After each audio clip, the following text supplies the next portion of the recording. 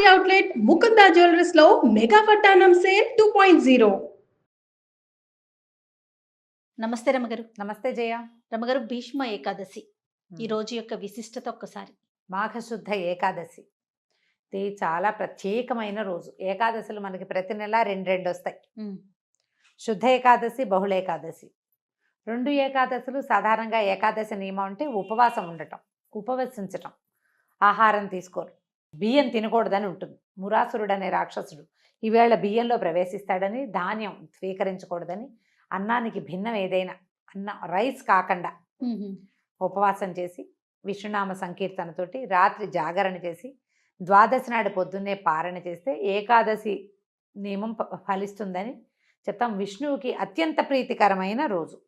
Okay. Shri మహావిష్ణువుకి ప్రీత్యర్థమే Ekadashi ఉపవాసాలు చేయటం అనేది మనకి విధానం ముందు నుంచి ఉన్నది. ఒక్కొక్క ఏకాదశికి ఒక్కొక్క ప్రత్యేకత ఉంది. ఇప్పుడు మాఘమాసంలో వచ్చేటువంటి ఈ శుద్ధ ఏకాదశి మహాపర్వదినం అని చెప్తారు. దీనికి పూర్వగాథ, మనం దీన్ని జయ ఏకాదశి, భీష్మ ఏకాదశి అంటారు. ఈ ఏకాదశులు భీష్ముడి పేరు ఎందుకు వచ్చింది అనేది ఎప్పుడు ఈ రోజున స్మరించుకోవాలన్నమాట.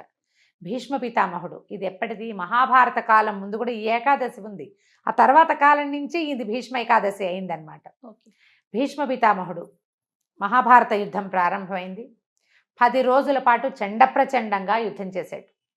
అతిరథ మహారథులందరూ మహాయుద్ధం చేశారు. ఆయన దిగలేదు, పడలేదు, ఆయన జయించలేకపోయారు.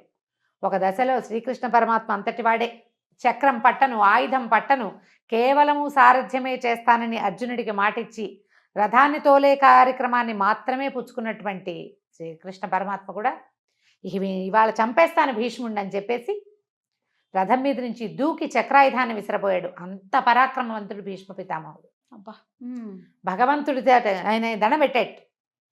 అసలు భాగవతం పోతన గారి పద్యాలు అయితే ఎంత బాగుంటుందో. ఆ శ్రీకృష్ణుడిని వర్ణించే శ్లోకం, ఆ కృష్ణుడు అట్లా దూకి తన మీదకి వస్తున్నటువంటి కృష్ణుడిని చూసి భక్తితో నేల మీద పడి దండం పెట్టినటువంటి భీష్మ పితామహుడికి అసలు ఆ పద్యాలు వర్ణన విని తీరవలసిందే. మహాద్భుతంగా వర్ణించారు పోతన గారు. వ్యాసుల వారు చెప్పిందే వీరి భావన ఇంకా అద్భుతంగా ఉంటుంది. అప్పుడు అర్జునుడు బతిమలాడాడు, వద్దు వద్దు వద్దు, నువ్వు ఆయుధం పట్టనన్నావు, ఈ పని చెయ్యొద్దని. తగ్గారు. ఏ విధంగా భీష్మ పితామహుడు మరణిస్తాడో, ఆయన అడ్డు తగ్గి తొలగితే కానీ మిగిలిన యుద్ధం జరిగేలాగా లేదు. ఇక్కడ వీళ్ళ దగ్గర చాలామంది అయిపోతున్నారు. అప్పుడు వీళ్ళు అడిగారు, పాండవులే, ఎట్లా నిన్ను జయించగలము అంటే ఆయన ఎవ్వరూ ఆయనకి ఎదురు ఆగలేరు. కానీ ఆయన శిఖండిని చూస్తే యుద్ధ విరమణ చేస్తాడు, ఆయుధాన్ని విసర్జించేస్తారు. ఆ రహస్యాన్ని తనే స్వయంగా తన మునిమనవులకి తెలియజేశారు. మహాభారతం తాలూకు కథకి మూల పురుషుడు భీష్ముడు. సొంతంగా సంతానం లేదు, తండ్రి యొక్క మనమలు, అది కూడా క్షేత్రజపుత్రుడు. వాళ్ళు సహజంగా తన మనవలకు, తన తమ్ముళ్ళకి పుట్టిన సంతానం కాదు, క్షేత్రజ సంతానం అయినా కూడా ఆ తండ్రి యొక్క దాన్ని కాపాడడం కోసమే పితామహత్వాన్ని కూడా స్వీకరించాడు. తాత అయిపోయాడు కదా, ముత్తాత అయిపోయినా ఆయన సింహాసనాన్ని రక్షించే కార్యక్రమం నుంచి బయటికి రాల. శిఖండి దర్శనం గనక అయితే, అంటే నపుంసక దర్శనం అయితే నేను ఆయుధ విసర్జన చేస్తానన్నాడు. అందుకని యుద్ధం చేసేటప్పుడు శిఖండిని, ఈ శిఖండి ఎవరు? ఈయనతోటి నిరాకరించబడిన అంబ, ఆమె కాశీరాజకుమార్తె, ఆమె యొక్క ద్వితీయ జన్మ అయిన ఈ శిఖండి స్వరూపాన్ని చూడంగానే ఆయన ద్రుపదరాజుకి సంతానంగా జన్మించింది ఆవిడ. ఆ శిఖండి కనపడేసరికల్లా ఈయన ఆయుధాన్ని విసర్జించేశాడు, బాణాలు వేసి కొట్టేశాడు అర్జునుడు. కానీ భీష్మ పితామహుడికి ఆయన యొక్క మహాద్భుతమైన చరిత్ర వల్ల ఇచ్ఛామరణ శక్తి ఇచ్చాడు తండ్రి. నీ అంతటా నువ్వు ఎప్పుడు కావాలనుకుంటే అప్పుడు మరణం వచ్చేలాగా. అప్పుడు ఆయన ఏమనుకున్నాడంటే, నేలను పడిపోతే శరీరం అంతా బాణాలు గుచ్చుకుపోయినాయి, పడుకునే పరిస్థితి లేదు. అంపశయ్య ఏర్పరిచాడట అర్జునుడు. బాణాలతోటి ఆయన శరీరం నేలకి తగలకుండా అట్లా గాల్లో ఆపి పెట్టేలాగా. ఆయన ఏమని భావించాడంటే, నేను ఇప్పుడు మరణించను, ఇది దక్షిణాయనం, ఉత్తరాయణ పుణ్యకాలం వచ్చాక అప్పుడు నేను మరణిస్తానని ఆయన ఉద్దేశపడ్డారు. ఆయన అనుకున్నట్టుగానే మార్గశిర మాసంలో భారత యుద్ధం మొదలైతే ఇంచుమించుగా మార్గశిర శుద్ధ ఏకాదశిలే గీతా జయంతి అని చెప్పుకుంటాం. ఏకాదశి ద్వాదశుల్లో యుద్ధం మొదలైంది అనుకుందాం. ఏకాదశి కావచ్చు, ద్వాదశి కావచ్చు. కాస్త ఒకరోజు అటు ఇటుగా కొన్ని పాఠభేదాలు ఉన్నప్పటికీ మార్గశిర మాసంలో 10-11 రోజులు 12 రోజుల్లో 11-12 రోజులు అంటే అక్కడి నుంచి 10 రోజుల తర్వాత 10వ నాటి యుద్ధంలో పడిపోయారు భీష్మ పితామహులు. అంటే ఆ ఒక 5 రోజులు ఏకాదశి నుంచి ఏకాదశి అనుకుందాం పోనీ, ఏకాదశి, ద్వాదశి, త్రయోదశి, చతుర్దశి, పౌర్ణమి, అవో 5 రోజులు. మళ్ళా పాడ్యమి, విధియ, తదియ, చవితి, పంచమి, సప్తమి, షష్ఠి రోజుల్లో వీరు భూపతనం చెందారు, పడిపోయారు. అప్పుడు అంపశయ్య మీద చేరితే మార్గశిర నుంచి మధ్యలో పుష్యమాసం పోయి మాఘమాసం వచ్చేదాకా యుద్ధం పరిసమాప్తి అయిపోయింది, దుర్యోధనుడు మరణించాడు, ఇవన్నీ జరిగిపోయి వీళ్ళు పట్టాభిషేకం జరిగే సమయమో జరుగుతోందో అప్పుడు ఈ వీరు మరణించారు. అప్పటి వరకు ఆయన శయ్య మీద అట్లా ఉన్నారు.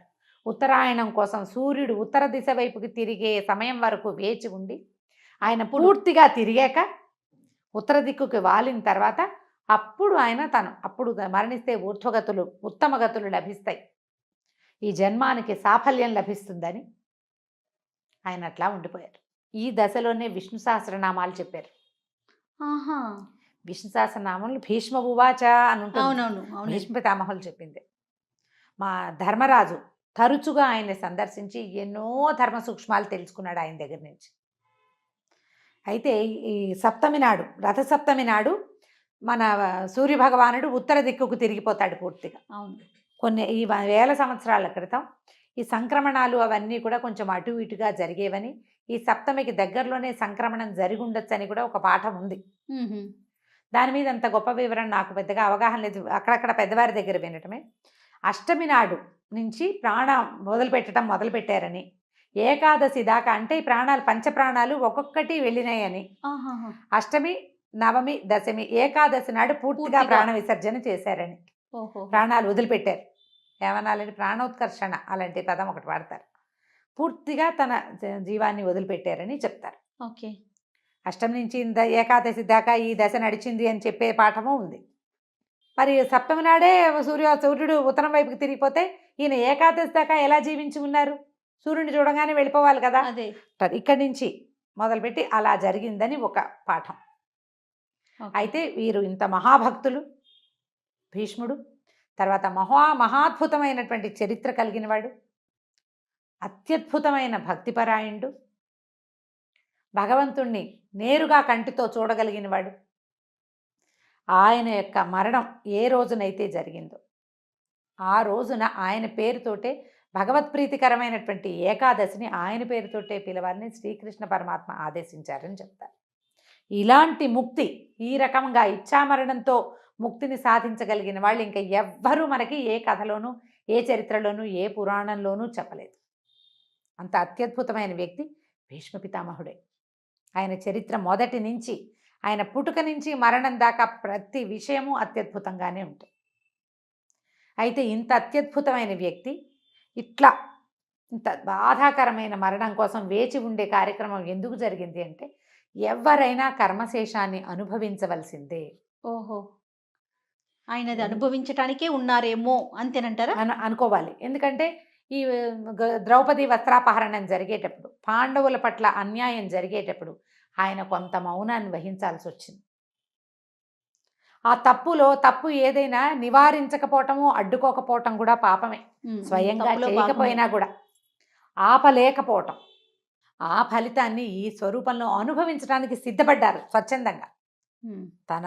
తన తప్పిదం ఉంది, ఆ తప్పిదాన్ని ఆయన స్వయంగా అనుభవించడానికి ఎంత సామర్థ్యం కావాలి.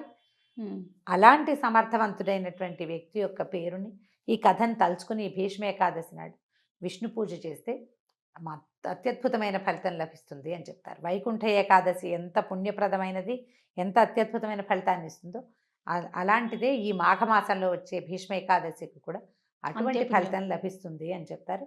ఈ రోజున దేవాలయ దర్శనం కానీ, ఉపవాసం ఉండటం కానీ, జాగరణ చేయటం కానీ, ఎవరికైనా ఏదైనా దానం చేయటం కూడా, ఇవాళ చేసే దానము అవన్నీ కూడా చాలా అమోఘమైన ఫలితాన్ని ఇస్తాయి. కథ తెలుసుకుని పిల్లలకి చక్కగా భీష్మ పితామహుడి గురించి కథలు అవి చెప్పగలిగితే మరింత బాగుంటుంది. కృష్ణనామ ఈవేళ మొత్తం కృష్ణనామంతో మనం రోజంతా గడపటం, ఎవరితోటి పోరాటాలు యుద్ధాలు అవి చేయొద్దు, పోట్లాటలు లేదు, సాధ్యమైనంత మౌనం అవలంబించండి.